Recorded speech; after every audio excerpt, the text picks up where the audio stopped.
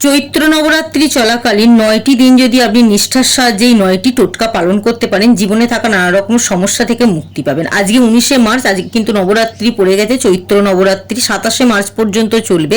প্রথম দিন আপনি যে টোটকাটি পালন করবে, প্রদীপের মধ্যে কিছুটা পরিমাণ হলুদের গুঁড়ো মিশিয়ে প্রদীপ জ্বালুন আপনার ঠাকুর ঘরে, বা আপনার যদি আশপাশে কোনো দেবী মন্দির থাকে সেই মন্দিরে গিয়ে একটি প্রদীপ জ্বালিয়ে আসুন, মাটির প্রদীপ, কিছুটা পরিমাণ হলুদ মিশিয়ে, এবং রুটিতে ঘি মিশিয়ে যদি গরুকে খাই দিতে পারেন অত্যন্ত শুভ। এই দিন যদি আপনি হলুদ রঙের পোশাক পরতে পারেন, মা দুর্গার আশীর্বাদ লাভ করতে পারবেন, এবং এই দিন সাদা বস্ত্র দান করা কিন্তু অত্যন্ত শুভ বলে মনে করা হয়।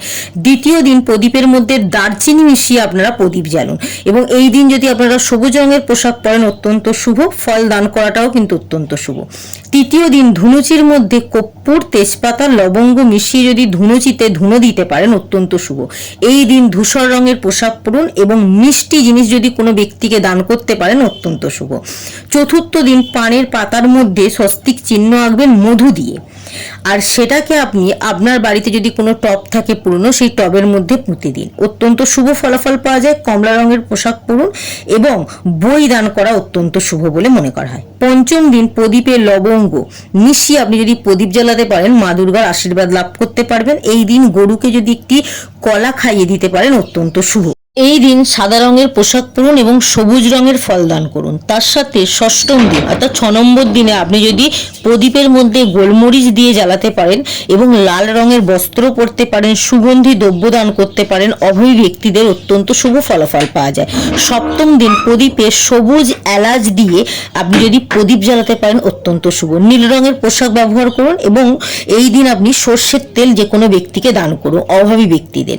অষ্টম দিন প্রদীপের মধ্যে হলুদ সর্ষে দিয়ে যদি আপনারা প্রদীপ জ্বালাতে পারেন অত্যন্ত শুভ। হলুদের জল যদি আপনি পুরো ঘরে ছড়িয়ে দিতে পারেন, মা দুর্গার আশীর্বাদ লাভ করতে পারবেন। এবং এই দিন গোলাপি রঙের পোশাক ব্যবহার করুন। জীবনে থাকা নানা রকম সমস্যা থেকে মুক্তি পেতে আপনারা এই দিন কিন্তু চাল দান করতে পারেন।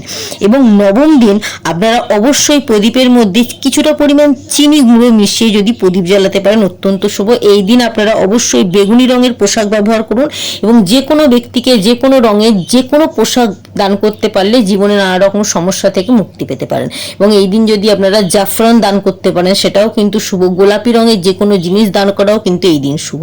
এবং মা দুর্গার আশীর্বাদ পেতে মা দুর্গার সকল সংখ্যার মধ্যে 9 সংখ্যাটি কিন্তু অত্যন্ত শুভ। অবশ্যই কিন্তু কমেন্ট বক্সে 9 সংখ্যাটি 3 বার লিখে যেতে ভুলবেন না। এবার যদি মনে হয় এই 9টি দিন আপনারা এই 9টি টোটকা পালন করবেন, অত্যন্ত শুভ যেমন ফলাফল পাবেন, ভিডিওটি একটু শেয়ার দেবেন যাতে সকলে জানতে পারে এবং এই নিয়মগুলো পালন করতে পারে, যাতে জীবনে থাকা নানা রকম সমস্যা আমরা নিজেরাই কিন্তু মিটিয়ে ফেলতে পারি এই কয়েকটি সাধারণ কাজের মধ্যে, যেগুলো খুবই সহজ কিন্তু না জানার কারণে আমরা করতে পারি না, কিন্তু জানার কারণে কিন্তু আমরা সকলেই এই কাজগুলো করতে পারবো। ভক্তি এবং শ্রদ্ধার সাহায্যে, নিষ্ঠার সাহায্যে, বিশ্বাসের সাহায্যে করলে কিন্তু আপনি যে আশা নিয়ে করবেন তার দ্বিগুণ আশা, দ্বিগুণ ফল কিন্তু আপনি লাভ করতে পারবেন।